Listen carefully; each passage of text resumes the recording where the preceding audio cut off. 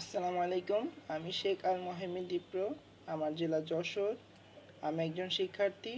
আমি চিকিৎসা ফাউন্ডেশন বাংলাদেশ কর্তৃক আয়োজিত certificate in gynaecology oncology awareness কোর্সে অধ্যয়নরত আছি।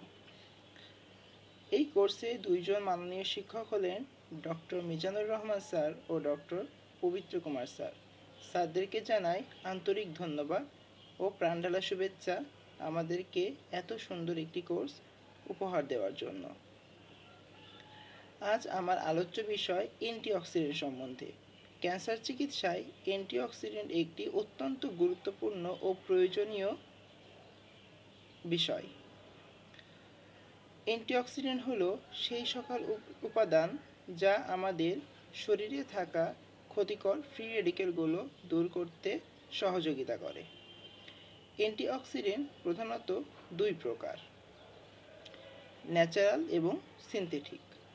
ন্যাচারাল অংশের মধ্যে রয়েছে vitamin A, vitamin C, vitamin E, flavonoid, polyphenol, zinc ইত্যাদি। এছাড়াও সিনথেটিক অংশের মধ্যে রয়েছে বিএইচএ, বিএইচটি, প্রোপাইল গ্যালেট ইত্যাদি।